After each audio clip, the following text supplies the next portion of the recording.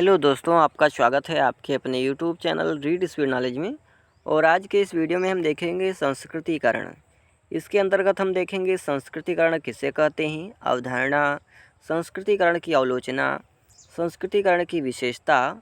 तो चलिए वीडियो शुरू करते हैं। इससे पहले चैनल पर नए हैं तो चैनल को सब्सक्राइब कर लें, बेल आइकन प्रेस कर लें ताकि आने वाले वीडियो की हर एक नोटिफिकेशन सबसे पहले आप तक पहुँचे। तो चलिए वीडियो शुरू करते हैं और सबसे पहले देख लेते हैं संस्कृतिकरण किसे कहते हैं। तो संस्कृतिकरण वह सांस्कृतिक प्रक्रिया है। संस्कृतिकरण क्या है? तो वह सांस्कृतिक प्रक्रिया है जिसमें कोई निम्न जाति यानी छोटी जाति वाले अपने रीति रिवाज एवं जीवन पद्धति को बदल करके किसी उच्च जाति का अनुकरण कर परंपरा से प्राप्त निम्न स्थान को ऊंचा करने का प्रयास करती हैं। यानी जो निम्न जातियां हैं या निम्न जाति के लोग हैं अपने रीति रिवाज कर्मकांडों को उच्च जातियों का अनुकरण करके बदलने का प्रयास करते हैं। अब आगे देख लेते हैं संस्कृतिकरण की अवधारणा।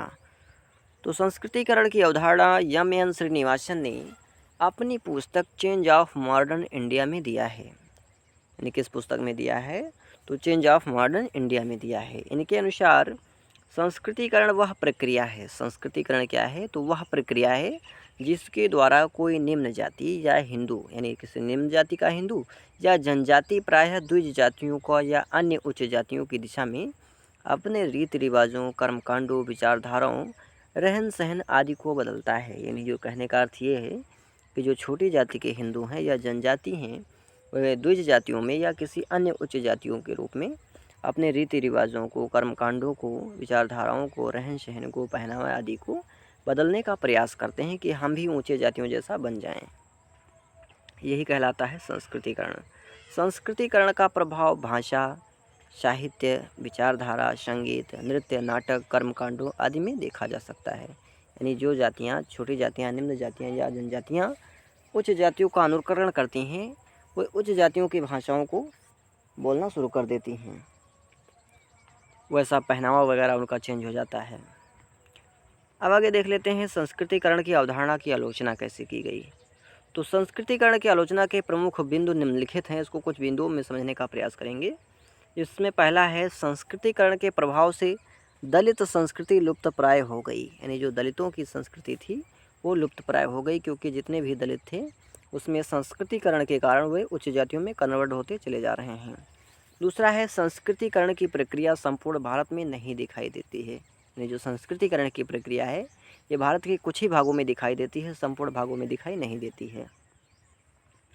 तीसरा है संस्कृतिकरण संस्कृति ग्रहण की एक विशिष्ट रूप है। संस्कृतिकरण क्या है? तो संस्कृति ग्रहण करने की एक विशिष्ट रूप है जिसके तहत व्यक्ति अपने रहन सहन आदि को उच्च जातियों के रूप में कन्वर्ट कर लेता है, यानी उसको अपना लेता है। चौथा है संस्कृतिकरण के परिणाम स्वरूप उच्च जातियों के रीति रिवाजों को अपनाने से दहेज प्रथा का प्रचलन बढ़ा है। क्योंकि उच्च जातियों में दहेज प्रथा यानी दहेज का लेन देन ज़्यादा होता था, जिसको छोटी जातियों द्वारा अपनाए जाने पर उनमें भी क्या हुआ, दहेज प्रथा का प्रचलन बढ़ गया। अगला है संस्कृतिकरण से कोई संरचनात्मक परिवर्तन नहीं होता है। यानी किसी भी व्यक्ति के संरचना में कोई परिवर्तन नहीं होता है भले ही वो उच्च जातियों का अनुकरण करे। अगला है संस्कृतिकरण की अवधारणा ऊंच नीच का भेदभाव करती है। यानी संस्कृतिकरण की जो अवधारणा है ये ऊंच नीच का भेदभाव करती है। सातवां है संस्कृतिकरण का मॉडल असमानता और अपवर्जन को प्रमाणित करता दिखाई पड़ता है। यानी असमानता और अपवर्जन को प्रमाणित करता दिखाई पड़ता है। यानी इससे ये संस्कृतिकरण से ये पता चलता है कि समाज में ऊंच नीच की भावना दिखाई देती है, यानी थी या दिखाई देती है। अब आगे देख लेते हैं संस्कृतिकरण की परिभाषा। तो पहली परिभाषा है डॉक्टर उषा श्रीवास्तव के अनुसार कि संस्कृतिकरण सांस्कृतिक तत्व के आदान प्रदान की एक प्रक्रिया है। संस्कृतिकरण क्या है? तो संस्कृतिकरण संस्कृति के यानी तत्व के आदान प्रदान की एक प्रक्रिया है। दूसरी परिभाषा है डॉक्टर R.V. मिश्र के अनुसार संस्कृतिकरण दो या दो से अधिक सामाजिक समूहों के मध्य पाई जाने वाली सांस्कृतिक अंतःक्रियाओं की प्रक्रिया है। अब आगे देख लेते हैं संस्कृतिकरण की विशेषता। तो संस्कृतिकरण की विशेषता निम्नलिखित हैं। जिसमें पहला है संस्कृतिकरण एक ऐसी प्रक्रिया है जो कि सामाजिक गतिशीलता को प्रकट करती है, यानी सामाजिक गतिशीलता को प्रकट करती है, ये दिखाती है कि समाज प्रगति कर रहा है, गति कर रहा है। दूसरा है संस्कृतिकरण का संबंध विशेषता निम्न जातियों से होता है, क्योंकि निम्न जातियाँ ही उच्च जातियों का अनुकरण करती हैं। तीसरा है संस्कृतिकरण की प्रक्रिया हिंदू जातियों के अतिरिक्त जनजातियों एवं अर्ध जनजाति समूह में भी पाई जाती है। चौथा है संस्कृतिकरण आदर्शवादी प्रक्रिया है। संस्कृतिकरण क्या है? तो आदर्शवादी प्रक्रिया है। पांचवा है संस्कृतिकरण की प्रक्रिया का संबंध किसी एक व्यक्ति या परिवार से ना होकर के समूह से होता है, यानी किसी एक व्यक्ति विशेष से नहीं होकर के बल्कि समूह से होता है। संस्कृतिकरण में संस्कृति मूल्यों का ग्रहण करने की क्षमता होती है, यानी संस्कृति में करण में क्या होता है कि जो सांस्कृतिक मूल्य हैं उसको ग्रहण करने की क्षमता होती है। सातवां है संस्कृतिकरण की प्रक्रिया पीढ़ियों का प्रयास है, यानी प्रक्रिया जो है कई पीढ़ियों का प्रयास से सफल होता है। संस्कृतिकरण एक सार्वभौमिक प्रक्रिया है, यानी सदैव होने वाली प्रक्रिया है, सदैव चलती रहने वाली प्रक्रिया है। नौवां है डॉक्टर योगेंद्र के अनुसार इन्होंने क्या कहा है कि संस्कृतिकरण की प्रक्रिया को अग्रिम समाजीकरण की प्रक्रिया कहा जाए, यानी कहा जा सकता है। क्या कहा जा सकता है? समाजीकरण की प्रक्रिया कहा जा सकता है, क्योंकि इसमें भी वही होता है कि एक व्यक्ति द्वारा दूसरे व्यक्ति के धर्मों को, कर्मों को आदि को अपनाया जाता है, कर्मकांडों को, रहन सहन आदि इत्यादि को अपनाया जाता है। और समाजीकरण में भी यही होता है, बच्चे सीखते हैं। 10वां है संस्कृतिकरण की प्रक्रिया निम्न जाति की उच्च महत्वाकांक्षा का सूचक है, यानी निम्न जो जातियाँ होती हैं, छोटी जातियाँ होती हैं, वो उच्च जाति बनना चाहती हैं। अगला है संस्कृतिकरण एक द्वितरफी प्रक्रिया है, यानी संस्कृतिकरण क्या है? तो एक दो तरफी प्रक्रिया है। 12वां है संस्कृतिकरण अनेक अवधारणाओं का एक गुच्छा है। क्या है? अनेक अवधारणाओं का एक गुच्छा है, क्योंकि इस प्रक्रिया में ब्राह्मणीकरण, परसंस्कृतिकरण, अग्रिम समाजीकरण, अनुकरण आदि सभी अवधारणाओं के अंगों का समावेश पाया जाता है। अब आगे देख लेते हैं संस्कृतिकरण के स्रोत या कारक क्या हैं। तो श्रीनिवासन ने संस्कृतिकरण की प्रक्रिया को प्रोत्साहन देने वाले कुछ स्रोतों या कारकों का उल्लेख किया है, जो निम्नलिखित प्रकार से किया गया है। जिसमें पहला है बड़े नगर, मंदिर तथा तीर्थ स्थान, यानी बड़े नगरों में प्रशिक्षित पुजारी, संस्कृति, स्कूल व महाविद्यालयों, छापेखाने तथा धार्मिक संगठनों के कारण संस्कृतिकरण की प्रक्रिया को सहायता मिली।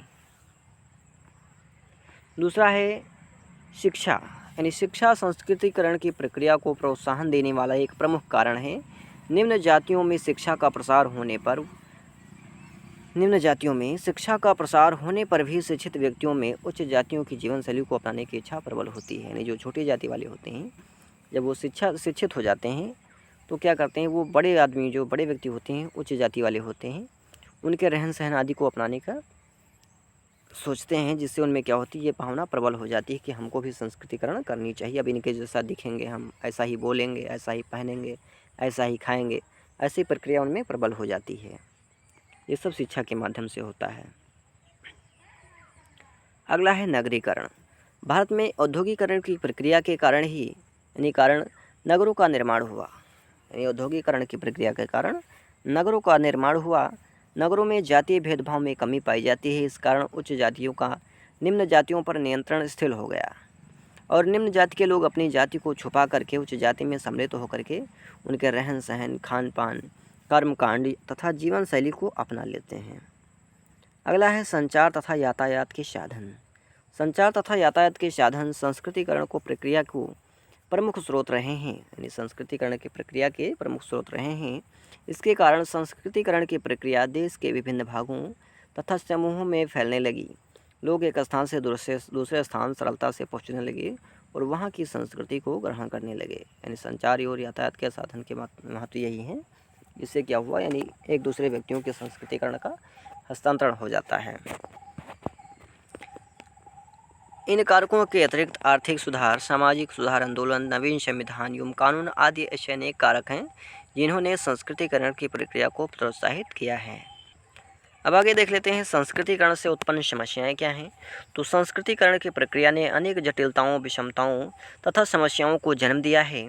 संस्कृतिकरण के परिणाम स्वरूप भारतीय समाज में निम्नलिखित समस्याएं उत्पन्न हुई हैं, जिसमें पहला है अनुकूलन समस्या। संस्कृति के कारण निम्न जातियाँ एक और अपनी रीति रिवाज आदतों को पूर्ण रूप से छोड़ ना पाईं। यानी जो निम्न जातियाँ थीं, छोटी जातियाँ थीं, संस्कृतिकरण के कारण एक और अपने जो रीति रिवाज थे, रहन सहन थे, चाल ढाल थे, बोल भाषा थे, उसको नहीं छोड़ पाई है। दूसरी ओर क्या हुआ कि पूर्ण रूप से उच्च जातियों में भी परिवर्तित ना हो सकी। यानी ये अधर में लटकी हुई रह गई, ना पूर्ण रूप से उच्च जातियाँ बन सकी, ना पूर्ण रूप से निम्न जातियाँ रह गईं। दूसरा है एकता का अभाव। भारतीय संस्कृति की मूलभूत जो विशेषता है, एकता में अनेकता है। डिसवैरायटी ऑफ इंडिया, यानी विशेषता क्या है? एकता में अनेकता है। किंतु संस्कृतिकरण के कारण निम्न समुदाय ऊपर उठने लगा। जो छोटा समुदाय था, निम्न समुदाय था, निचले पायदान पर था, वो ऊंचे उठने लगा, जिससे वह उच्च जाति यानी सवर्णों के ईर्ष्या का कारण बना। उच्च वर्ग निम्न वर्ग को ललकारते हुए कहता है कि जब तुम हमारे समकक्ष आ ही गए हो तो अपना बचाव स्वयं करो, यानी आप ही करो, अपना बचाव अपने आप करो। तीसरा है अपराधों में वृद्धि। संस्कृतिकरण की प्रक्रिया के फलस्वरूप परंपराएं टूट रही हैं। यानी जो रीति रिवाज हैं, परंपराएं हैं, मान्यताएं हैं, वो टूट रही हैं, तार तार हो रही हैं। जाति का व्यावसायिक स्वरूप समाप्त हो गया है। यानी जाति का जो व्यावसायिक स्वरूप था, जैसे चमार का कार्य था, जूता सिलना, चमड़ा आदि का कार्य करना, ये सारे व्यवसाय अब धीरे धीरे समाप्त हो रहे हैं। पंडितों के काम थे, यानी ब्राह्मणों के कार्य क्या थे? पुरोहिताई करना, कथा भंडारा, भागवत इत्यादि कराना, जबकि अब ये समाप्त हो रहे हैं। अब सब कोई हर चीज़ करा दे रहा है। तथा व्यावसायिक असुरक्षा के कारण आर्थिक भ्रष्टाचार में वृद्धि हुई है। आज भौतिक साधन जुटाने में असमर्थ व्यक्ति, यानी जो अपने भौतिक संसाधन, जीवन की जो मूलभूत आवश्यकताएं हैं, उसको जुटाने में असमर्थ व्यक्ति है, वो पॉकेटमारी, धोखाधड़ी, डकैती आदि अपराध को करने के लिए मजबूर हो गया है। चौथा है असंस्कृतिकरण। उच्च जातियों का असंस्कृतिकरण के कारण, यानी जो उच्च जातियाँ थीं, उनका संस्कृतिकरण के कारण कोई अपना पृथक अस्तित्व नहीं रह गया, उनका अलग अस्तित्व अब नहीं रह गया है। इस कारण उच्च जाति के लोग अपनी संस्कृति को सुविधापूर्वक तोड़ मरोड़ देते हैं। यानी वो अपनी संस्कृति को क्या कहते हैं, जैसा उनको लगता है वैसा तोड़ मरोड़ करके पेश करते हैं। और जब आज शूद्र जो हैं, यानी शूद्र जाति जो हैं, इसमें शुद्ध, इसको शूद्र कर लीजिएगा, कि जब आज शूद्र जनेऊ धारण करने लगे हैं, जैसे आज के डेट में क्या है कि जो शूद्र हैं वो जनेऊ पहनने लगे हैं, वहीं ब्राह्मण मांसाहारी भी होने लगे हैं, क्योंकि इन्होंने अपनी सुविधा अनुसार अपनी संस्कृति को तोड़ दिया, अब स्वयं मांसाहारी भी बन बैठे हैं। अगला है राजनीतिक शोषण। पांचवा क्या है? राजनीतिक शोषण। संस्कृतिकरण के कारण ही राजनीतिक शोषण होने लगा। कोई वोट के नाम पर, कोई रोटी के नाम पर, कोई धर्म परिवर्तन का लोभ दिखा करके तथा कोई उच्च स्थान दिलवाने का वादा करके समाज में लोगों का भरपूर शोषण करने लगा है। इस प्रकार राजनीतिक नेता तथा स्वयंसेवी संस्थाएं संस्कृतिकरण के नाम पर लोगों का शोषण करने लगी हैं। तो आज के लिए इतना ही, मिलते हैं किसी और वीडियो में। तब तक के लिए वीडियो पसंद आए तो चैनल को सब्सक्राइब करें, लाइक करें और वीडियो को ज़्यादा से ज़्यादा दोस्तों में भी शेयर करें और नए टॉपिक के लिए कमेंट करें।